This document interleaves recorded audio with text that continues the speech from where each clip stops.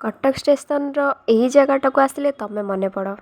ଏହି cement bench ଯାହା ମୁଣ୍ଡ ଉପରେ କୌଣସି ସେଡ୍ ନାହିଁ, ପ୍ଲାଟଫର୍ମଠାରୁ ଟିକେ ଦୂର। ଏଇଠି ତମ ସହିତ ବୁଲୁ ବୁଲୁ ଦିନେ ନୂଆ କରି ନିଜକୁ ଆବିଷ୍କାର କରିଥିଲି। ତମେ ସାଙ୍ଗରେ ଥିଲ। ସେ ଦିନ ଗୁଡ଼ିକରେ ଦେଖା ନହେଲେ ତମର ରାଗ, ଦେଖା ହେବା ମାତ୍ରେ ଲଜ୍ଜା। ମୁଁ ଅନ୍ୟମନସ୍କ ଥିଲେ ତମେ ମୋ ମୁହଁକୁ ଚାହଁ, ମୁଁ ତୁମ ମୁହଁକୁ ଚାହିଁଲେ ତମେ ମୋ ପାଦକୁ ଚାହଁ। ମନେ ପଡ଼େ? ମନେ ନ ପଡ଼ିବାର କଥା, ଅନେକ ବର୍ଷ ହେଇଗଲା। କେତେ ବର୍ଷ? 20। କଟକ ଷ୍ଟେସନରେ ଏତେ ମଧ୍ୟରେ କେତେ ସହସ୍ର ଥର ଜନତା ଏକ୍ସପ୍ରେସ୍ ଯା ଆସ କରିସାରିଲେଣି, କିନ୍ତୁ ଷ୍ଟେସନର ଏଇ ସ୍ଥାନଟାକୁ ଆସିଲେ ତମେ ମନେ ପଡ଼ିଯାଅ। ସେଦିନ ତମର ବୟସ ଥିଲା 18, ମୋର 26। ବଡ଼ ମାୟାବୀ ଚୋରାବାଲିର ବୟସ। ତମେ ରେଭେନ୍ସା ଲେଡ଼ିଜ୍ ହଷ୍ଟେଲରୁ ଏକାକିନୀ ଆସି ଷ୍ଟେସନରେ ଓହ୍ଲାଇଲ। ଆମେ ଦୁହେଁ ଚାଲି ଚାଲି ପ୍ଲାଟଫର୍ମ ଡେଇଁ ଏଇ ଜାଗାଟାକୁ ଚାଲି ଆସିଲେ। ପୂଜା ଛୁଟି ପୂର୍ବରୁ ସେଇ ଆମର ଶେଷ ଦେଖା। ଛୁଟି ପରେ କଲେଜ ଖୋଲିବା ପୂର୍ବରୁ ତମ ସହିତ ଆଉ ଦେଖା ହେବ କି ନାହିଁ, ଏଇ ଭାବନା ମୋ ମନକୁ ଉଦାସ କରିଦେଇଥିଲା। ସେତେବେଳକୁ ତମ ସହିତ ମାତ୍ର 3-4 ଥରର ଦେଖା, ଅଳ୍ପ କେତେ ଖଣ୍ଡ ଚିଠିର ଭାବ ବିନିମୟ। ଆମ ଦୁଇ ଜଣଙ୍କ ସମ୍ପର୍କ ଦୁଇ ଜଣଙ୍କ ପାଖରେ ଧୂଆଁଳିଆ, ଗୋଧୂଳି ଶେଷର ଫିକା ଆଲୁଅ ଭଳି ଛାୟାଚ୍ଛନ୍ନ। ତମ ମୁହଁକୁ ଦେଖିବା ପାଇଁ ମୁଁ ସେଦିନ ତମ ମୁହଁକୁ ଚାହିଁବା ମାତ୍ରେ ତମେ ମୁହଁ ତଳକୁ କରି ସବୁଜ ଶାଢ଼ୀ କାନିକୁ ହାତ ଆଙ୍ଗୁଠିରେ ଗୁଡ଼ାଇବାକୁ ଲାଗିଲ। ବିଶ୍ୱାସ କର, ହାତ ଆଙ୍ଗୁଠିରେ ଶାଢ଼ୀର କାନିକୁ ଗୁଡ଼ାଇବା ଯେ ଅର୍ଥ ଯେ ପ୍ରେମ, ଏକଥା ମୋତେ ସେଦିନ ଜଣା ନଥିଲା। ମୁଁ ତମ ଲଜ୍ଜା ଭୀରୁ ମୁହଁକୁ ଚାହିଁ ପ୍ରଶ୍ନ କରିଥିଲି, ପୁଣି କେବେ କଟକ ଫେରିବ? ତମେ ମୁହୂର୍ତ୍ତେ ମାତ୍ର ବିଳମ୍ବ ନ କରି ଉତ୍ତର ଦେଇଥିଲ, ଆଉ ଫେରିବି କାହିଁକି? ସେଇ ପ୍ରଥମ ଥର ତମେ ମୋ ପାଖରେ ଦୁର୍ବୋଧ୍ୟ ମନେଇଥିଲ। ମୁଁ ଉତ୍ତର ବୁଝି ନ ପାରିଥିବା ନିର୍ବୋଧ ପିଲାଟି ପରି ପ୍ରଶ୍ନ କରିଥିଲି, କଟକ ଆସିବ ନାହିଁ, ପାଠ ପଢ଼ିବ କେମିତି? ତମ ଓଠର ମୃଦୁ ହସର ଆଲୋଡ଼ନରେ ସାରା ମୁହଁ ଝଲସି ଉଠିଥିଲା। ତମେ ଦୃଷ୍ଟି ତୋଳି ମୋ ମୁହଁକୁ ଚାହିଁଥିଲ, ପଲକବିହୀନ ଚାହାଣୀ, ଖୁବ୍ ଧୀରେ, କେଉଁ ରାଗ ସଙ୍ଗୀତର ମୂର୍ଚ୍ଛିତ ରାଗିଣୀରେ କଣ୍ଠସ୍ୱରକୁ ଅନୁରଣିତ କରି ଉତ୍ତର ଦେଇଥିଲ, ମୁଁ ଘରେ ବୋଉକୁ କହିଦେବି, କଟକର ଲେଡ଼ିଜ୍ ହଷ୍ଟେଲରେ ରହିବି, ପାଠପଢ଼ାରେ ମନ ଲାଗୁନି, ଅକାରଣରେ ସେମାନେ ମୋ ପାଇଁ ପଢ଼ା ଖର୍ଚ୍ଚ ପଇସା ଖର୍ଚ୍ଚ କରି ଲାଭ କ'ଣ? ଆଙ୍ଗୁଠିରେ ଶାଢ଼ୀ କାନି ଗୁଡ଼ାଇ ଇଙ୍ଗିତରେ ତମେ ଯାହା ମୋତେ ବୁଝାଇ ପାରି ନଥିଲ, ସେଇ ପଦିଏ କଥାର ଆଭାସରେ ସେଇ ମୁହୂର୍ତ୍ତରେ ମୋତେ ତମେ ବୁଝାଇଦେଲ। କଟକର ସେଇ ନିର୍ଜନ ଅଂଶଟା ହଠାତ୍ ମୋ ଅନେକ ଫୁଲର ବାସ୍ନାରେ ମହକି ଉଠିଥିଲା। ଜୀବନଟା ଥିଲା ସେ ପର୍ଯ୍ୟନ୍ତ ମୋ ପାଖରେ ଏକ ରୂପକ ଭଳି, କିନ୍ତୁ ସେଇ ମୁହୂର୍ତ୍ତରେ ତାହା ପ୍ରତୀକରେ ପରିଣତ ହୋଇଗଲା।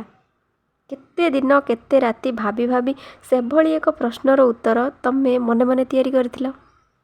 ତମ ନିର୍ବୋଧ ମନର ପ୍ରଜାପତି ଲଘୁ ପକ୍ଷ ତୋଳି ହଠାତ୍ କେମିତି ଯେ ମୋ ମନର ଅରଣ୍ୟକୁ ଉଡ଼ି ଆସିଲା, ମୁଁ କେମିତି ସେଇ ମୁହୂର୍ତ୍ତରେ ଜାଣିଗଲି, ହଠାତ୍ ପୁରୁଷରୁ ମୁଁ ପ୍ରେମିକ ହୋଇଯାଇଛି। ଆକାଶରେ ଉଡ଼ୁଥିବା ସବୁ ନୀଳକଣ୍ଠ ପକ୍ଷୀ ମୋ ମନର ଅଜାଣା ସମୁଦ୍ରରେ ନୌକା ଦେହ ଭସାଇ ଦେଉଛନ୍ତି। ସେଦିନ ତମର ବୟସ କେତେ? 18, ମୋର 26। କିନ୍ତୁ ଆଜି ପ୍ରାୟ 20 ବର୍ଷ ପରେ ବି ଷ୍ଟେସନର ଏଇ ଅଂଶକୁ ଆସିଲେ ମୋର ମନେ ହୁଏ ଆମ ଦୁଇ ଜଣଙ୍କର ବୟସ ସେଇ ଦିନଠାରୁ ଆଉ ପାଦେ ଆଗକୁ ମଧ୍ୟ ବଢ଼ିନାହିଁ। ସେଇ ମାୟାବୀ 18-26 ବୟସ ପାଖରେ ବହମାନ କାଳସ୍ରୋତ ନିସ୍ତବ୍ଧ ହୋଇ ରହିଯାଇଛି। ଆମର ଖେଳଘର ଭାଙ୍ଗିଗଲା ପରେ, ପ୍ରୀତିର ବଣିକ ଶେଷ ହୋଇଗଲା ପରେ ତମେ କେବେ ଆଉ ଷ୍ଟେସନ ଆସିଛ? ଏ ନିର୍ଜନ ପ୍ରାୟ ଷ୍ଟେସନ କେବେ ତମ କାନ ପାଖରେ ଚୁପ୍ ଚୁପ୍ କହିଛି, ବର୍ଷିୟସୀ ବାଳିକା, ପ୍ରଥମ ପ୍ରେମର ବୟସ କେବେ ବଢ଼େ ନାହିଁ। ତମେ ଜାଣ ନା, ପିଲାଦିନେ ଜଣେ ଜ୍ୟୋତିଷ ମୋତେ କହିଥିଲେ, ଜଣେ ଦିବ୍ୟ ସୁନ୍ଦରୀ ଝିଅ ସହିତ ତମର ବାହାଘର ହେବ। ସେଇ ଝିଅର ରାଶି ବଳରେ ମୁଁ ଖୁବ୍ ଉନ୍ନତି କରିବି, ବଡ଼ ଲୋକ ହେବି। ଜ୍ୟୋତିଷଙ୍କ କଥା ଶୁଣି ବୋଉ ତାର ଶୂନ୍ୟ ଡାଲାକୁ ଅରୁଆ ଚାଉଳରେ ଭରି ଦେଇଥିଲା, ଟଙ୍କା ନଡ଼ିଆ ଉପହାର ଦେଇଥିଲା। ବୋଉ ଥିଲା ଭାଗ୍ୟବାଦୀ, ଜ୍ୟୋତିଷ ବିଶ୍ୱାସୀ, କିନ୍ତୁ ଅବିଶ୍ୱାସୀ ଅଦୃଷ୍ଟ ଉପରେ ମୋର କୌଣସି ଦିନ ବିଶ୍ୱାସ ନଥିଲା। ମୁଁ ସେ ଜ୍ୟୋତିଷୀଙ୍କ ମୁହଁ, ତାଙ୍କ ଭବିଷ୍ୟତ ବାଣୀ ଭୁଲି ଯାଇଥିଲି। କିନ୍ତୁ ମୋ ଅଜାଣତରେ ସେଇ ଜ୍ୟୋତିଷ ବାଣୀର ବୀଜ ହୁଏତ ମୋ ମନର ଓଦା ମାଟିରେ ପଡ଼ି ଗଜା ହୋଇ ବଡ଼ ହେଉଥିଲା। ତା ନ ହୋଇଥିଲେ ସେଦିନ ଷ୍ଟେସନରୁ ତମକୁ ଲେଡ଼ିଜ୍ ହଷ୍ଟେଲରେ ଛାଡ଼ି ବସାକୁ ପହଞ୍ଚିବା ମାତ୍ରେ ହଠାତ୍ କାହିଁକି ମୋର ସେଇ ଜ୍ୟୋତିଷଙ୍କ କଥା ମନେ ପଡ଼ିଥାନ୍ତା, ଆଉ ମୁଁ ଦୃଢ଼ ଭାବରେ ବିଶ୍ୱାସ କରିଥାନ୍ତି ଯେ ତମେ ହେଉଛ ସେଇ ଦିବ୍ୟ ସୁନ୍ଦରୀ ଝିଅ ଯାହାକୁ ଏତେ ଦିନ ଧରି ମୁଁ ମନେ ମନେ ଅନ୍ୱେଷଣ କରୁଥିଲି। ତୃତୀୟ ଘଣ୍ଟା ବାଜି ସାରିଥିଲା, ତଥାପି ତମେ ଆସିନଥିଲ। ମୁଁ ବାଲକୋନି ଉପରେ ଠିଆ ହୋଇ ରାସ୍ତାକୁ ଚାହୁଁଛି। ତମ ପାଇଁ ଏଭଳି ଅସ୍ଥିର ଉତ୍କଣ୍ଠିତ ଅପେକ୍ଷାର ସେଇ ପ୍ରଥମ ଆରମ୍ଭ। ପ୍ରେମ ମାନେ ହିଁ ପ୍ରତୀକ୍ଷା, ସେ କଥାଟା ସେହିପରି ଭାବରେ ମୋ ମନରେ ପ୍ରବେଶ କରିଥିଲା। ଆଜି ପର୍ଯ୍ୟନ୍ତ ସେ ଶବ୍ଦମାଳା ମୋ ପାଖରେ ନିଜର ଅର୍ଥ ବଦଳାଇ ନାହାନ୍ତି। କିନ୍ତୁ କେତେ ସୁଦୀର୍ଘ ପ୍ରତୀକ୍ଷା। ଦର୍ଶକମାନେ ପ୍ରେକ୍ଷାଳୟ ଭିତରକୁ ଚାଲିଗଲେଣି। 2ଟା ଟିକେଟ୍ ଧରି ମୁଁ ବାଲକୋନି ଉପରେ ଏପାଖ ସେପାଖ ହେଉଛି, କାରଣ ତଥାପି ତମ ରିକ୍ସା ସିନେମା ହଲ୍ ପାଖରେ ପହଞ୍ଚୁ ନାହିଁ। ତମେ ତରତର ହୋଇ ରିକ୍ସାରୁ ଓହ୍ଲାଇ ରିକ୍ସାବାଲାକୁ ପଇସା ଦେଇ ଉଦ୍ବିଗ୍ନ ଭାବରେ ଏଣେତେଣେ ଚାହିଁବାର ଦୃଶ୍ୟ ମୋତେ ଦେଖାଯାଉ ନାହିଁ। ଅବଶେଷରେ ତମେ ଆସିଲ। ତମର ରିକ୍ସା ଦେଖାଗଲା।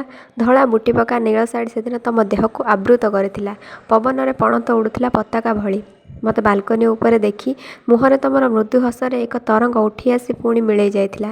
ଅନ୍ଧାରରେ ସମସ୍ତେ ଯେତେବେଳେ ରୂପେଲି ପରଦା ଉପରେ ଦୃଷ୍ଟି ନିବଦ୍ଧ କରି ସାରିଥିଲେ, ଆମେ ଦୁହେଁ ସମସ୍ତଙ୍କ ଅଜାଣତରେ 2ଟି ଶୂନ୍ୟ ସିଟ୍ ଅଧିକାର କରି ବସିଲେ।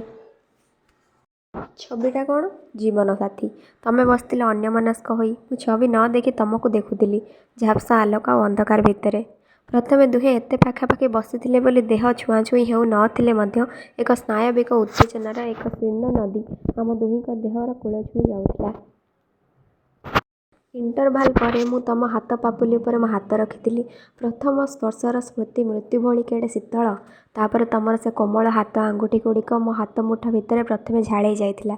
ମୁଁ ମଧ୍ୟ ଅନୁଭବ କଲି ତମ ପ୍ରକମ୍ପିତ ପାପୁଲିର ଉଷ୍ମ ମଧୁର ସ୍ପର୍ଶ। ତାପରେ ହଠାତ୍ ତମେ ମୋ ଦେହର ରକ୍ତ ପ୍ରବାହରେ ଏକ ତୁମୁଳ ଆଲୋଡ଼ନ ସୃଷ୍ଟି କରି ମୋ ହାତ ପାପୁଲିରେ ନିଜ ମୁହଁକୁ ଚାପି ଧରି ନିଜର ପ୍ରଥମ କୁମାରୀ ଲଜ୍ଜାକୁ ଛଡ଼ା ଫୁଲ ଭଳି ବିସର୍ଜନ କରିଦେଲ।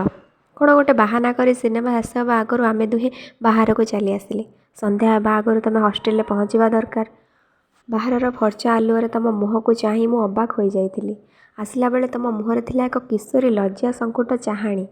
ସିନେମା ହଲ୍ ଛାଡ଼ି ବାହାରିଲା ବେଳେ ତମ 2 ଆଖି କୋଣରେ ଫୁଟି ଉଠିଥିଲା ଏକ ପରିତୃପ୍ତ ପରିଚ୍ଛନ୍ନ ହସ। ସେଇ ଅଳ୍ପ କେତେ ଘଣ୍ଟାର ସ୍ପର୍ଶାନୁଭୂତି ତମ କିଶୋରୀ ଦେହକୁ ରମଣୀ କରିଦେଇଥିଲା। ତମେ ରୁମାଲରେ ମୁହଁ ଲୁଚାଇ ରିକ୍ସାରେ ପୁଣି ସେଇ ଅଶୋକ ବନର ରକ୍ଷପୁରୀକୁ ଫେରିଲା ବେଳେ ଆକାଶରେ ଝଡ଼ର ତାଣ୍ଡବ ଆରମ୍ଭ ହେବାକୁ ଯାଉଥିଲା। ମନେ ପଡ଼େ କେଉଁ ପ୍ରବାସୀ ପବନର ତୀବ୍ର ଆଲୋଡ଼ନରେ ସେଦିନ 7 ମହମବତୀର ଶିକ୍ଷା 7 ସହସ୍ର ଥର ଥରି ଉଠିଥିଲା। ସେଦିନ ରାତିରେ କୁଆଡ଼େ ତମେ ନ ଖାଇ ନ ପିଇ ଶାଢ଼ୀ ନ ବଦଳାଇ ସେମିତି ଶୋଇଯାଇଥିଲ।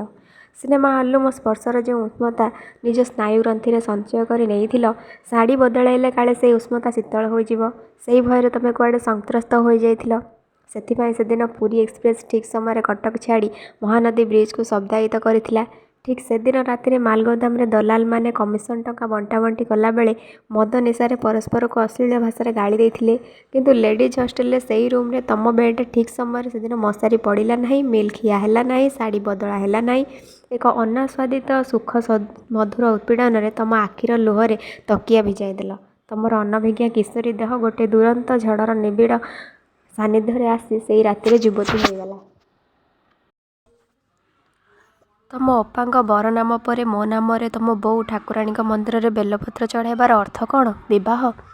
ସବୁ କଥାକୁ ସରଳ ଭାବରେ ନ କହି ତମେ ସେଦିନ ସଂକେତରେ କହୁଥିଲ କାହିଁକି? ଅଥଚ ସେଦିନ ମୁଁ ତମଠାରୁ ବୟସରେ ଏତେ ବଡ଼ ହୋଇ ସୁଦ୍ଧା ଏତେ ସରଳ ଆଉ ନିର୍ବୋଧ ଥିଲି କିପରି? ସେଦିନ ସିନେମା ହଲ୍ର 3ୟ ଘଣ୍ଟା ବାଜି ସବୁ ଦର୍ଶକ ହଲ୍କୁ ଚାଲିଯିବା ପରେ ତମେ ଆସି ପହଞ୍ଚିଲ। ମୁଁ ଅକାରଣରେ ବ୍ୟସ୍ତ ହୋଇଥିଲି। ସିନେମା ଶେଷ ହେବା ଆଗରୁ ତମେ ଉଠିଯିବାକୁ ଚାହିଁଥିଲ। ତମ ହଷ୍ଟେଲରେ ସେଇ ଅବିବାହିତା ଡେପୁଟି ସୁପରିଟେଣ୍ଡେଣ୍ଟଙ୍କ କ୍ରୋଧ, ସନ୍ଦେହୀ ଚାହାଣୀ କଥା ଭାବି ମୁଁ ବାଧା ଦେଇନଥିଲି। କିନ୍ତୁ ମୁଁ କିପରି ଏକଥା ଜାଣିପାରି ନଥିଲି ଯେ ସମସ୍ତଙ୍କ ଦୃଷ୍ଟିକୁ ଏଡ଼େଇ ଅନ୍ଧକାରରେ ପାପ କରିବା ପାଇଁ ସେ ଥିଲା ତମର ପରିକଳ୍ପିତ ଏକ ଚଟୁଳ ଚତୁରତା। ସବୁ ସୁଖର ସ୍ମୃତି ମୋ ପାଇଁ ଫୁଟା ନୌକା ଭଳି, ଯାହା ମଝି ନଈରେ ପାଣି ପଶି ବୁଡ଼ିଯାଏ। କିନ୍ତୁ ସେଦିନ ରାତିରେ ହଷ୍ଟେଲକୁ ଫେରିବା ପାଇଁ ରିକ୍ସାରୁ ଓହ୍ଲାଇଲା ବେଳେ ତମେ ପୁଣି ଅଟକି ଯାଇଥିଲ, କାରଣ ମୋ ହାୱାଇନ୍ ପକେଟର ଫାଉଣ୍ଟେନ୍ ପେନ୍ କ୍ଲିପ୍ରେ ତମ ମୁଣ୍ଡର କେଶ ପଶି ଲଟକି ଯାଇଥିଲା। ଏ ଜଳମଗ୍ନ ସ୍ମୃତି ମୋ ମନରେ ଆଜି ସୁଦ୍ଧା ଚିକ୍ ଚିକ୍ କରୁଛି କିପରି? ଆଜି ତ ଏସବୁ ମନେ ହେଉଛି ଏକ ରୂପକଥାର କାହାଣୀ ଭଳି। ଏ ସବୁ ଘଟଣା ଯେ ଏକଦା ମୋ ଜୀବନରେ ଘଟିଥିଲା, ତାହା ଆଜି ମୁଁ ନିଜେ ବିଶ୍ୱାସ କରିପାରେ ନାହିଁ। ତମର ଏଭଳି ଅବିଶ୍ୱାସ ହୁଏ ନା? ତମେ କ'ଣ ମନେ ରଖିଛ? ତମେ ହେଉଛ ସେଇ ଝିଅ ଯିଏ ସେଦିନ ରାତିରେ ନିର୍ଜନ ମହାନଦୀ କୂଳରେ ଗୋଟେ ରିକ୍ସାରେ ବସି ମୋ ସହିତ ଆସିଲା ବେଳେ ଜୋବ୍ରା ନିକଟରେ 2 ଜଣ ସାଇକେଲ ଆରୋହୀ ଅନୁସରଣକାରୀଙ୍କୁ ଦେଖି ଭୟରେ ମୃଦୁ ଆର୍ତ୍ତନାଦ କରି ନୀଳ ହାୱାଇନ୍ ମୁହଁ ଚାପି ଧରିଥିଲ। ଉପସ୍ଥିତ ବିପଦରୁ ଆତ୍ମରକ୍ଷା କରିବା ପାଇଁ ମୁଁ ଯେତେବେଳେ ବାଟ ଛାଡ଼ି ଓବାଟରେ ରିକ୍ସାକୁ ଘୋରାଇ ନେବାକୁ ନିର୍ଦ୍ଦେଶ ଦେଲି, ଅନୁସରଣକାରୀ 2 ଜଣ ଚକିତ କଣ୍ଠରେ ପ୍ରଶ୍ନ କରିଥିଲେ, ତେଣେ କୁଆଡ଼େ ଯାଉଛନ୍ତି? ମୋ ପାଟିରୁ ସାଙ୍ଗେ ସାଙ୍ଗେ ଉତ୍ତର ବାହାରି ଆସିଥିଲା, ଡାକ୍ତର ଚୌଧୁରୀଙ୍କ ଘରକୁ। ମନେ ପଡ଼େ? ଡାକ୍ତର ଚୌଧୁରୀଙ୍କ ନାମରେ କେହି ବ୍ୟକ୍ତି ସେ ଅଞ୍ଚଳରେ ଥିବା କଥା ମୋତେ ଜଣା ନଥିଲା। କିନ୍ତୁ ସେହି ମିଥ୍ୟା ନାମକୁ ବିଶ୍ୱାସ କରି ଅନୁସରଣକାରୀ 2 ଜଣ ଅନ୍ୟ ଆଡ଼େ ସାଇକେଲ ଘୁରାଇ ନେଇଥିଲେ। କାଠଗଡ଼ା ସାହି ପାଖରେ ନିଜର ପ୍ରିୟ ବାନ୍ଧବୀ ଘରକୁ ରିକ୍ସାରୁ ଓହ୍ଲାଇଯିବା ଆଗରୁ ନିଜ ମୁହଁରେ ଜମି ଯାଇଥିବା ବିନ୍ଦୁ ବିନ୍ଦୁ ଝାଳକୁ ତୁମେ ରୁମାଲରେ ପୋଛି ନେଇଥିଲ। ତାପରେ ନିଜ ହାତରୁ ବ୍ୟାଗ୍ରୁ ବାହାର କରିଥିଲ ଚଣ୍ଡୀ ମନ୍ଦିରର ଭୋଗ। ମୋ ପାଟିରେ ନିଜ ହାତରେ ତମେ ଭୋଗ ଖୁଆଇ ଦେଲା ବେଳେ ମୁଁ ଲକ୍ଷ୍ୟ କରିଥିଲି ମୋ ନୀଳ ହାୱାଇନରେ ଲାଗିଛି ତମ ମୁଣ୍ଡର କୁଙ୍କୁମ ବିନ୍ଦୁର ଦାଗ। ମନେ ପଡ଼େ? ସେହିଦିନୁ ମୋର ମନେ ହୋଇଥିଲା ଆମେ ଯେପରି 2 ଜଣ ପଳାୟନକାରୀ, 2 ଜଣ ଅଜ୍ଞାତ ଅନୁସରଣକାରୀ ନିଃଶବ୍ଦରେ ଆମର ପଶ୍ଚାତ ଧାବନ କରୁଛନ୍ତି। ଆମେ ରାତି ଦିନ କଣ୍ଟା ଝଣ୍ଟା ନ ମାନି ଅବାଟରେ ପଳାଇ ଯାଉଛୁ, ଆଉ ଅନେକ ଇର୍ଷୁକ ଆଖି ଓଠକୁ ଜିଭରେ ଚାଟି ଆମକୁ ଅନୁସରଣ କରୁଛି। ଏଇ ସେଇ ତୁଳସୀପୁର, ଆମ ପ୍ରଣୟଲୀଳାର ଶେଷ ସୀମାନ୍ତ ଅଞ୍ଚଳ। ଶେଷ ଥର ପାଇଁ ଯେଉଁଠିକୁ ଆମେ ଦୁହେଁ ଗୋଟେ ରିକ୍ସାରେ ଆସି ବସିଥିଲେ। ତାପରେ ତମର ହଷ୍ଟେଲକୁ ଫେରିଯିବାର କଥା। ତାପରେ ତମର ବଡ଼ଦିନ ଛୁଟି, ବାପା ବୋଉଙ୍କ ପାଖରୁ ଛୁଟିରେ ତମର ଯିବାର କଥା। ରିକ୍ସା ଚାଳକ ଯେତେ ବୁଢ଼ା ହେଉନା କାହିଁକି, ହଷ୍ଟେଲରେ ପହଞ୍ଚିବାକୁ ଘଣ୍ଟାକରୁ ବେଶୀ ସମୟ ଲାଗିବାର କଥା ନୁହେଁ। ଫେରିବା କଥା ଉଠିବା ମାତ୍ରେ ତମ 2 ଆଖିର ବେଣ୍ଟ ପୋଖରୀରେ କାକଚକ୍ଷୁ ଜଳ ହଠାତ୍ ଚହଲି ଉଠିଥିଲା। ରୁମାଲରେ ମୁହଁ ଚାପି ଧରି କହିଥିଲ, ମନକୁ ଆପଣଙ୍କ ପାଖରେ ବନ୍ଦା ରଖି ଏଇ କେତେଦିନ ମୋର କଟିବ କେମିତି? ମୁଁ ତମକୁ ସାନ୍ତ୍ୱନା ଦେଇଥିଲି, ଏଇ ତ ଶେଷ ଥର। ତାପରେ ଛୁଟିରେ ତମକୁ ଆଉ ବାପା ବୋଉଙ୍କ ପାଖକୁ ଫେରିଯିବାକୁ ପଡ଼ିବ ନାହିଁ। ତମେ 2 ଆଖିର ଅଶ୍ରୁଜଳ ପୋଛି ନେଇ କହିଥିଲ, ଏଇ ଛୁଟି କେଇଦିନ କିନ୍ତୁ ଆପଣ ମୋତେ ପ୍ରତିଦିନ ଖଣ୍ଡାଏ ଲେଖାଏଁ ଚିଠି ଦେବେ। ଯେଉଁଦିନ ଚିଠି ନ ପାଇବି ସେଦିନ ମୁଁ ଜଳ ସୁଦ୍ଧା ସ୍ପର୍ଶ କରିବି ନାହିଁ। ମନେ ରଖିବେ। ସେ ଦିନଗୁଡ଼ାକ ଥିଲା କେମିତି? ଚିଠି ଲେଖିବାର କ୍ଳାନ୍ତି ନଥିଲା। ଯେତେ ଲମ୍ବା ଚିଠିଲେ ବି ମନର ସବୁ କଥା ଶେଷ ହେଉନଥିଲା। ଚିଠି ଲେଖା ଆଉ ଅପେକ୍ଷା, ଏଇ 2ଟି ତ ଅବିବାହିତ ପ୍ରେମର ମୁଦ୍ରାର 2 ପାଖ ଭଳି। ପ୍ରତିଦିନ ଖଣ୍ଡେ କାହିଁକି 5 ଖଣ୍ଡ ଚିଠି ଲେଖିଲେ ବି ମୁଁ ତମ ପାଖରେ ଆଗ୍ରହ ପ୍ରକାଶ କରିବି କହିଥିଲି। ସାଙ୍ଗେ ସାଙ୍ଗେ ତମେ ଆଉ ଗୋଟେ ସର୍ତ୍ତ ଆରୋପ କରି ବସିଥିଲ। ଚିଠି ଉପରେ ଫର୍ମ ଜାଗାରେ ଜଣେ ମିଛ ଝିଅର ନାମ ଲେଖିଥିବେ, ତା ନହେଲେ ବାପାଙ୍କ ହାତରୁ ଚିଠି ନେଲା ବେଳେ ଲାଜରେ ମୁଁ ମରିଯିବି। କିନ୍ତୁ ତମ ସହିତ ମୋର ସମ୍ପର୍କ ତ ତମ ଘରେ କାହାକୁ ଅଜଣା ନୁହେଁ। ପ୍ରତିଦିନ ତମକୁ ଚିଠି ଲେଖୁଛି ହେଲେ ସେମାନେ ବରଂ ଆଶ୍ୱସ୍ତ ହେବେ। ମୋ କଥା ଶୁଣି ତମ ମୁହଁର ସାରା ଲଜ୍ଜାର ନାଲି ସ୍ୟାହି ଇଡ଼େ ହୋଇଗଲା। ତମେ ମୋ ବାହୁମୂଳକୁ ପୁଳାଏ ଚିମୁଟି ଦେଇ କହିଥିଲ, ଆପଣ ମୋତେ ଚିଠି ଦେଉଛନ୍ତି ଜାଣିଲେ ରୁନୁ ମୁନୁ କୁନୁ ମୋତେ ଚିଡ଼େଇ ଦରମରା କରିଦେବେ। ମନେ ପଡ଼େ? ମୁଁ ନୁହେଁ, ପ୍ରତିଦିନ ତମ ଲେଡ଼ିଜ୍ ହଷ୍ଟେଲର ଅନାମିକା ବାନ୍ଧବୀମାନେ ଚିଠି ଦେଉଛନ୍ତି ବୋଲି ତମେ ତମ ବାପା ବୋଉ ସାନ ଭଉଣୀଙ୍କ ମନରେ ଭୁଲ ଧାରଣା ଦେବାକୁ ଚାହୁଁଥିଲ। ସେଥିପାଇଁ ସର୍ତ୍ତ ରଖିଥିଲ ମୋ ଚିଠି ଉପରେ ପ୍ରେରକ ନାମ ସ୍ଥାନରେ ଜଣେ ଜଣେ ଅନାମିକା ଅସ୍ତିତ୍ୱବିହୀନା ଝିଅର ନାମ ଲେଖିବାକୁ। ପ୍ରେମରେ ଏପରି ମଧୁର ମିଥ୍ୟା ପାପ ନୁହେଁ ବୋଲି ମୁଁ ତମ ପ୍ରସ୍ତାବରେ ରାଜି ହୋଇଯାଇଥିଲି। କିନ୍ତୁ ସେଦିନ କେମିତି ମୁଁ ବୁଝିପାରି ନଥିଲି ଯେ ଯେଉଁ ଝିଅ ପ୍ରେମିକର ଚିଠିରେ ପ୍ରେରକ ସ୍ଥାନରେ ମିଛ ଝିଅର ନାମ ଲେଖାଇ ନିଜ ବାପାଙ୍କୁ ଠକିବାକୁ ଚାହେଁ, ଦିନେ ସେ ନିଜ ପ୍ରେମିକକୁ ମଧ୍ୟ ବାପାଙ୍କ ଆଗରେ ଭୁଲ କଥା କହି ଠକି ଦେଇପାରେ। ଦୃଷ୍ଟିଶକ୍ତି ବଢ଼ାଏ ବୋଲି ଦୃଷ୍ଟିଶକ୍ତି ଊଣା ଥିବା ଲୋକେ ଚଷମା ପିନ୍ଧନ୍ତି, କିନ୍ତୁ ପ୍ରେମର ଚଷମା ମଣିଷକୁ ଅନ୍ଧ କରିଦିଏ କିପରି?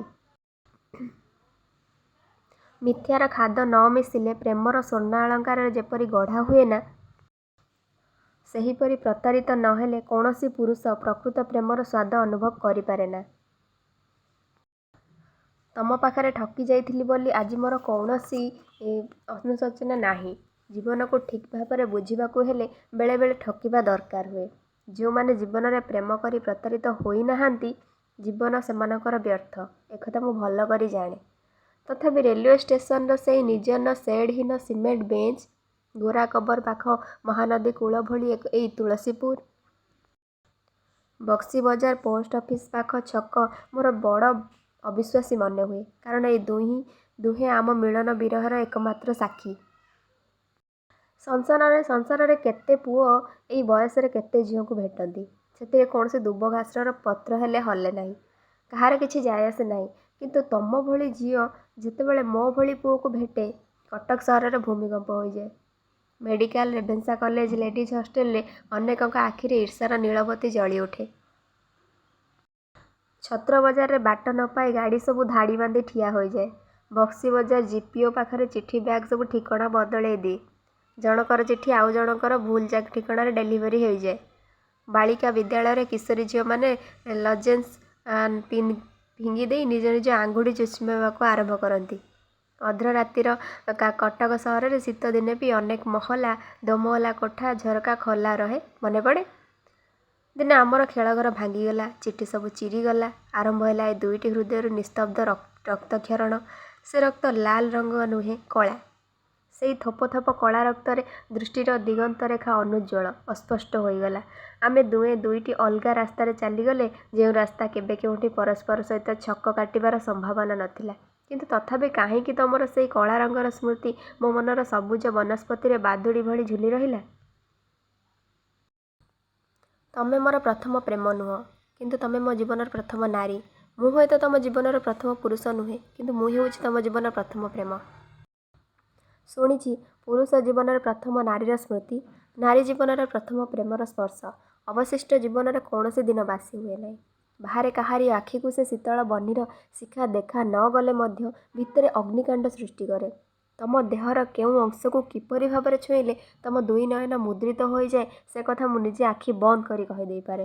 ନାରୀର ଦେହର ଏ ରହସ୍ୟ ତା ସ୍ୱାମୀ ଭିନ୍ନ ଅନ୍ୟ କେହି ଜାଣୁ, ଏକଥା ଭାବିବାକୁ ମୋତେ କଷ୍ଟ ଲାଗେ। ଜଣେ ପୁରୁଷ ପାଖରେ ନିଜକୁ ଅନାବୃତ କରି ଆଉ ଜଣକୁ ବିବାହ କଲେ ନାରୀ ସତୀ ହୁଏ କି ସୁଖୀ ହୁଏ, ସେ ଗହନ ଗହୀରରେ ମୋର ଚାଷ ନାହିଁ।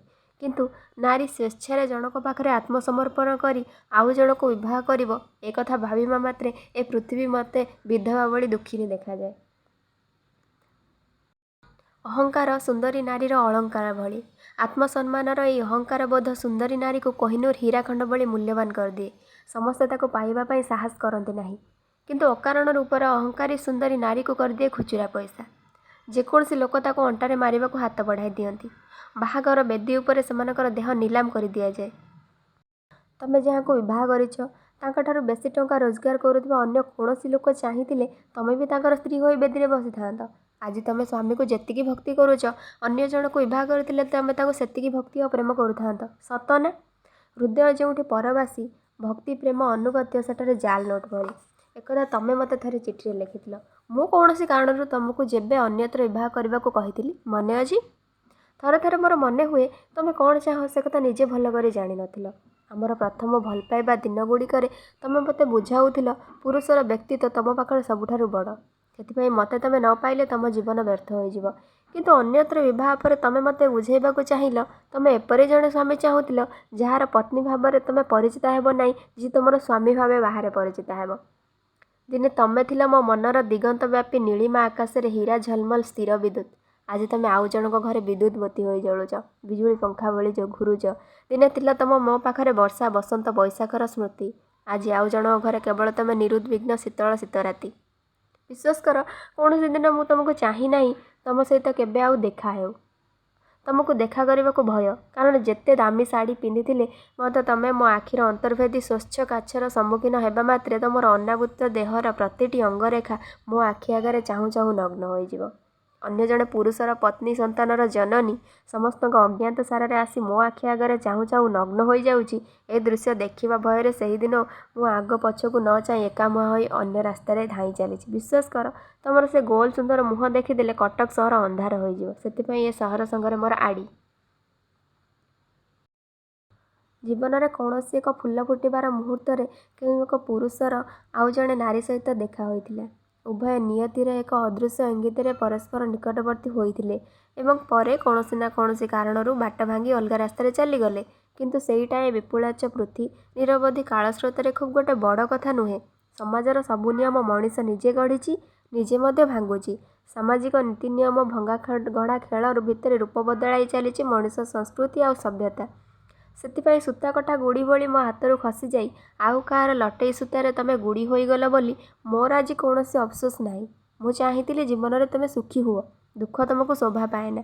କିନ୍ତୁ ଯେପରି ଭାବେ ସ୍ୱେଚ୍ଛାରେ ତମେ ସେଦିନ ଅଠା ଭଳି ନିଜକୁ ମୋ ଦେହ ମନ ସହିତ ଜଡ଼ିତ କରିଥିଲ, ମୋତେ ପାଇବା ପାଇଁ ଏବଂ ମୋ ପାଖରେ ନିଜକୁ ସମ୍ପୂର୍ଣ୍ଣ ଭାବେ ସମର୍ପଣ କରିଦେବା ପାଇଁ ଏକ ଦୁଃସାହସିକ ଭୟଙ୍କର ଖେଳରେ ମାତି ଯାଇଥିଲ, ଆଉ ଯେଉଁପରି ମୋ ଠାରୁ ବିଚ୍ଛିନ୍ନ ହୋଇଯିବା ପାଇଁ ବିରକ୍ତିକର ଅଳିକ ଅପପ୍ରଚାର ରଙ୍ଗୀନ ବେଲୁନ୍ ଉଡ଼ାଇବାକୁ ଲାଗିଲ, ସେଇଟା ଏକ ଏପିକ୍ସ ଉପନ୍ୟାସର ସୀମା ସ୍ପର୍ଶ କରିଗଲା। ଦିନେ ଶିଳ୍ପ କହିଲେ ତମେ ଆର୍ଟ ବୁଝୁଥିଲ, ଆଉ ଦିନେ ମୋତେ ବୁଝାଇବାକୁ ଚାହିଁଥିଲ ଶିଳ୍ପ କହିଲେ ତମେ ବୁଝ ଇଣ୍ଡଷ୍ଟ୍ରି ଅଫ୍ ହାପିନେସ୍, ସୁଖର ଶିଳ୍ପ। କିନ୍ତୁ ସତରେ କ'ଣ ତମେ ସୁଖୀ ହୋଇଛ? ନିଜ ଛାତିରେ ହାତ ରଖି କୁହ, ଜୀବନରେ ଯାହା ଚାହିଁଥିଲ ପାଇଛ? ଦିନେ ବିଚ୍ଛିନ୍ନ ବେଳାର ଅବ୍ୟବହିତ ପୂର୍ବରୁ ମୋ 2 ଭଉଣୀଙ୍କ ରାଣ ପକାଇ ତୁମେ ମୋତେ ଅନୁରୋଧ କରିଥିଲେ ତୁମକୁ ଭୁଲିଯିବା ପାଇଁ। ମୁଁ ତୁମକୁ କାହାରି ରାଣ ଦେବାକୁ ଚାହେଁନା। ସେଇ ଭାବପ୍ରବଣତାର ସିଡ଼ିର ପାହାଚରେ ପାଦ ରଖି ଅନ୍ତିମ ସତ୍ୟର ଦ୍ୱାର ଦେଶରେ ପହଞ୍ଚିବାର ଇଚ୍ଛା ମୋର ନାହିଁ। ମୋର ଖାଲି ଗୋଟାଏ ଛୋଟ ଅନୁରୋଧ, ତମର ଯେଉଁ ଶ୍ୟାମଳ କୋମଳ ବୁକୁରେ ମୁଣ୍ଡ ରଖି ମୁଁ ଦିନେ ତମ ମୁହଁରୁ ସେ ସମର୍ପିତ ପ୍ରଣୟର ଆଦ୍ୟ ଶ୍ଲୋକ ଶୁଣିଥିଲି, ସେଇ ବୁକୁରେ ତମର ହାତ ରଖି ଥରେ ମୋତେ କୁହ, ତମେ ସୁଖୀ ହୋଇଛ? ମୋତେ ହରାଇ ତମେ ସବୁ ପାଇଛ? ତମେ ଆସିବା ପୂର୍ବରୁ ଅନେକ ମୋ ପାଖକୁ ଆସିଥିଲେ। ମୁଁ ନିଜକୁ ସେମାନଙ୍କଠାରୁ ନିରାପଦ ଦୂରତ୍ୱରେ ରଖିଥିଲି। ନିଜକୁ କୃପଣ ଭଳି ସଞ୍ଚୟ କରି ରଖିଥିଲି ମୋ ଜୀବନର ପ୍ରଥମ ନାରୀ ପାଇଁ, ଯେ ମୋର ରକ୍ତର ଧାରାକୁ ଭାବି କାଳ ପାଇଁ ଜୀବନ୍ୟାସ ଦେବ। ଦେହ ମନ ପବିତ୍ର ସ୍ମୃତି ଦେଇ ମୋ ପୁରୁଷ ଜୀବନର ବହୁ କଷ୍ଟରେ ସଞ୍ଚିତ ପବିତ୍ରତାକୁ ତମେ ଅପହରଣ କରିନେଲ। ଏକା ତମେ ନୁହଁ, ତମ ପରିବାର ସମସ୍ତେ, ତମ ବାପା, ବୋଉ, ଅପାଙ୍କ ବର ସମସ୍ତେ ମୋତେ ଏଥିପାଇଁ ପ୍ରଲୁବ୍ଧ କରିଥିଲେ। ତମ କଥାର କୁହୁକ ପ୍ରତିଶ୍ରୁତିର ଇନ୍ଦ୍ରଧନୁରେ ଭୁଲିବା ଲୋକ ମୁଁ ନୁହେଁ। କିନ୍ତୁ ତମ ପରିବାରର ସମସ୍ତେ ଯେତେବେଳେ ସ୍ନେହ ପ୍ରେମର ମାୟାଜାଲ ବିସ୍ତାର କଲେ, ମୁଁ ସେ ବିହ ଭେଦ କରିପାରିଲି ନାହିଁ। ତମର ସେ ଅବହିତ ଜିଦ୍ ପରେ ମୋର ସେଇ ବ୍ୟକ୍ତିଗତ ପବିତ୍ରତାକୁ ଫେରାଇ ଦେବା ପାଇଁ ମୁଁ ଜଣ ଜଣ କରି ହାତ ପାତି ଭିକ୍ଷା ମାଗିଛି। ସେମାନେ ସମସ୍ତେ ଅସହାୟ, ଲଜ୍ଜିତ, ଅପମାନିତ ମୁହଁରେ ମୁହଁ ଫେରାଇ ନେଇଛନ୍ତି। ମୋ ଶକ୍ତିର ସୀମାବଦ୍ଧତା କଥା କୌଣସି ଦିନ ତମଠାରେ କିମ୍ବା ଅନ୍ୟ କାହାରି ପାଖରେ ମୁଁ ଗୋପନ କରିନାହିଁ। ଜୀବନରେ ମୁଁ ଚାହିଁଥିଲି ଏଇଭଳି ଜଣେ ସହଯାତ୍ରିଣୀ, ଯେ ଜୀବନର ବନ୍ଧୁର ପଥରେ ମୋ ସହିତ ପାଦ ମିଳାଇ ଆଗକୁ ଚାଲିଲା ବେଳେ ପଛକୁ କିମ୍ବା 2 କଡ଼କୁ ସନ୍ଦେହୀ ଅତୃପ୍ତ ମନ ନେଇ ଛନଛନ ହୋଇ ଚାହିଁବ ନାହିଁ। କିନ୍ତୁ ତମଠାରେ ସାମ୍ନାକୁ ଚାହିଁବାର ଏକାଗ୍ରତା ନଥିଲା। ତେଣୁ ଚାରିଆଡ଼ର ଲୋକଙ୍କୁ ଚାହିଁ ସେମାନଙ୍କ ସୁଖ ସହିତ ନିଜକୁ ତୁଳନା କରୁ କରୁ ତମେ ସାମ୍ନାରେ ରାସ୍ତା ଭୁଲିଗଲ। ତମ ଭଳି ସୁଖକୁ ମୁଁ କେବେ ଶିଳ୍ପ ବୋଲି ଭାବି ନାହିଁ। ସେଥିପାଇଁ ସୁଖକୁ ଦେହ ଦେଇ କିମ୍ବା ଟଙ୍କା ଦେଇ କିଣାଯାଏ ବୋଲି ମୁଁ ତମ ସହିତ ଏକମତ ନୁହେଁ। ସୁଖ ମୋ ଜୀବନର ଏକ କଳା। ନିଜ ମନ ଭିତରେ ହିଁ ତା'ର ଜନ୍ମ ଆଉ ଅଭିବୃଦ୍ଧି। ଦେହକୁ ବାଦ ଦେଇ ମନକୁ ପବିତ୍ର ରଖି ହୁଏ ନା। ତମେ ମୋ ମନର ସେହି ପବିତ୍ରତାକୁ ନଷ୍ଟ କରିଦେଲ। ମୋ ହାତର ବନ୍ଧୁକ ବିରହର ବଂଶୀ ହୋଇଗଲା। କିନ୍ତୁ ସେଥିପାଇଁ ତମ ଉପରେ ମୋର କୌଣସି ରାଗ କିମ୍ବା ଘୃଣା ନାହିଁ। ଯେଉଁଦିନ ମୋ ପ୍ରତ୍ୟାଶାର ପ୍ରଲୋଭନ ନ ରଖି ନିଜର ସକଳ ଐଶ୍ୱର୍ଯ୍ୟ ଅର୍ପଣ କରିଦେବା ସଂକଳ୍ପରେ ତମେ ବ୍ରତଚାରିଣୀ ସାଜିଥିଲ, ସେଦିନ ମୋ ଆଖିରେ ତମେ ଥିଲ ଜଣେ ଅସାମାନ୍ୟ ନାରୀ। ଯେଉଁଦିନ ଭୁଲ ବୁଝି ହେଲେ ବି ଆଉ ଜଣ ନାରୀ ପାଇଁ ନିଜ ସ୍ୱାର୍ଥ ତ୍ୟାଗ କରି ମୋଠାରୁ ଦୂରରେ ରହି ନିଃସଙ୍ଗ ଜୀବନଯାପନ କରିବା ବୋଲି ଚିଠି ଲେଖିଥିଲ, ସେଦିନ ତମେ ମାନବୀ ନୁହଁ, ଦେବୀ ଭଳି ମୋର ମନେ ହୋଇଥିଲ। କିନ୍ତୁ ଯେଉଁଦିନ ଅନୁଗୁଳ ଚିଠି ଲେଖି ମୋତେ ଜଣାଇଲ, ବାପାଙ୍କ ବାଧ୍ୟବଧକତାରେ ଆଉ ଜଣେ ପୁରୁଷର ତମେ ଶଯ୍ୟା ସଙ୍ଗିନୀ ହେବାକୁ ଯାଉଛ, ସେଦିନ ମୁଁ ବୁଝିଗଲି ଏକ ସୁସଜ୍ଜିତ ବିଛଣା ହିଁ ତମର ସୁଖର ସଂସାର। ତମେ ଅଗଣିତ ସାଧାରଣ ସୁଖୀ ନାରୀମାନଙ୍କଠାରୁ ଜଣେ। ମୃତ୍ୟୁ ପରେ ପୁନର୍ଜନ୍ମ ଅଛି କି ନାହିଁ ମୋତେ ଜଣା ନାହିଁ। କିନ୍ତୁ ଥରେ ମାତ୍ର ମୁଁ ଆଉ ପୁନର୍ଜନ୍ମ ଚାହେଁ। ସେ ମୋର ଭାବୀ ସନ୍ତାନର ଜନନୀ ହେବ। ତା ପାଇଁ ନିଜ ଦେହ ମନକୁ ପବିତ୍ର କରି ରଖିବି। ତମ ପାଇଁ ଏଇ ଇଚ୍ଛା ଯେହେତୁ ଏ ଜୀବନରେ ବ୍ୟର୍ଥ ହୋଇଗଲା, ଏ ଜନ୍ମର ଏଇ ଅତୃପ୍ତ ଇଚ୍ଛା ଆର ଜନ୍ମରେ ପୂର୍ଣ୍ଣ କରିବା ପାଇଁ ତମେ ଅନ୍ତତଃ ପ୍ରତିବନ୍ଧକ ହେବ ନାହିଁ, ଏତିକି ସହୃଦୟତା ତମଠାରୁ ମୁଁ କେବଳ କାମନା କରୁଛି। ଜୀବନରେ ସୁଖୀ ହେବା ଏମିତି କିଛି ବଡ଼ କଥା ନୁହେଁ। ଏ ସଂସାରରେ ବରବଧୂ ସୁଖୀ, ବାରାଙ୍ଗାନା ମଧ୍ୟ ସୁଖୀ। କିନ୍ତୁ ନିଜ ପାଖରେ ସତ୍ ହୋଇ ରହିବା ହିଁ ସବୁଠାରୁ ବଡ଼ କଥା। ସେଥିପାଇଁ ଯଦି ସୁଖ ହାତ ମୁଠା ଭିତରକୁ ନ ଆସେ, ଦୁଃଖରେ ଭାଙ୍ଗି ପଡ଼ିବା ଭଳି ଲୋକ ମୁଁ ନୁହେଁ। କିନ୍ତୁ ତମେ ଜୀବନରେ ମୋତେ ସତ୍ ହୋଇ ରହିବାକୁ ଦେଲ ନାହିଁ। ସେଥିପାଇଁ ମୁଁ ତମକୁ କୌଣସି ଦିନ କ୍ଷମା କରିପାରିବି ନାହିଁ। ସେମାନଙ୍କୁ ଏଥିପାଇଁ ମୁଁ ଦୋଷ ଦେବାକୁ ଚାହେଁନା, କାରଣ ତମ ଉପରେ ତମ ପରିବାରର କାହାରି କିଛି ନିୟନ୍ତ୍ରଣରେ ନଥିଲା। ସେମାନେ ଥିଲେ ନାମକୁ ମାତ୍ର ବାପା, ବୋଉ, ଭାଇ ଓ ଭଉଣୀ। ନଦୀ ଯେତେବେଳେ କୂଳ ଲଙ୍ଘନ କରି ଲହ ଲହ ଜିହ୍ୱା ବିସ୍ତାର କରି ଶ୍ୟାମଳ ଶାଦ୍ବଳ ଶସ୍ୟକ୍ଷେତ୍ରକୁ ଗ୍ରାସ କରିବାକୁ ଚାହେଁ, କୌଣସି ବନ୍ଧ ତା'ର ପ୍ରତିରୋଧ କରିପାରେ ନାହିଁ। ତମେ ଯେତେ ରଙ୍ଗ ଦେଇ ପ୍ରଚାର କର ଯେ ଅନ୍ୟ ଜଣେ ନାରୀ ପ୍ରତି ଅନୁରକ୍ତି ଥିଲା ବୋଲି ତମେ ମୋଠାରୁ ଦୂରେଇ ଗଲ, ତମେ ଜାଣ, ମୁଁ ଜାଣେ, ସେସବୁ ନିରୋଳା ମିଥ୍ୟା। ତମେ ହିଁ ପ୍ରଥମ ନାରୀ ଯେ ମୋ ଦେହ ମନର ପବିତ୍ରତା ନଷ୍ଟ କରିଦେଲ, ସ୍ୱପ୍ନର ମାୟାମୃଗ ଦେଖାଇ ଭୁଲ ବାଟରେ ନେଇଯାଇଥିଲ। ତମରି କାମନା ଲାଳସାର ଯଜ୍ଞ ଅଗ୍ନିରେ ମୋ ଦେହ ମନର ପବିତ୍ରତା ନଷ୍ଟ କରିଦେଲା। ସ୍ୱପ୍ନର ମାୟାମୃଗ ଦେଖାଇ ଭୁଲ ବାଟରେ ନେଇଯାଇଥିଲ। ତମରି କାମନା ଲାଳସାର ଯଜ୍ଞ ଅଗ୍ନିରେ ମୋ ଦେହର ମନର ପବିତ୍ରତା ଆହୁତି ହୋଇଗଲା। କିନ୍ତୁ ଯାହା ହେଲେ ବି ତମେ ମୋ ଜୀବନର ପ୍ରଥମ ନାରୀ। ମୁଁ ତମର ଅମଙ୍ଗଳ କାମନା କରିପାରେନା, ଘୃଣା ମଧ୍ୟ କରିପାରେନା। ତମର ଅନ୍ୟତ୍ର ବିବାହରେ ମୁଁ ପ୍ରତିବନ୍ଧକ ହୋଇନାହିଁ। ତମର ଆକଣ୍ଠ ସୁଖଲାଭର ରାସ୍ତାରେ ମୁଁ ବାଟ ଓଗାଳି ଠିଆ ହେବାରେ ମୋର ତିଳେ ମାତ୍ର ଇଚ୍ଛା ନାହିଁ। କିନ୍ତୁ ତମେ ମୋ ସାମ୍ନାକୁ ଆସ ନାହିଁ। ତମେ ମୋର ପଛ ଜୀବନର ଅପବିତ୍ର ସ୍ମୃତି, ତମର ଅନ୍ୟ ନାମ ପ୍ରେମିକା।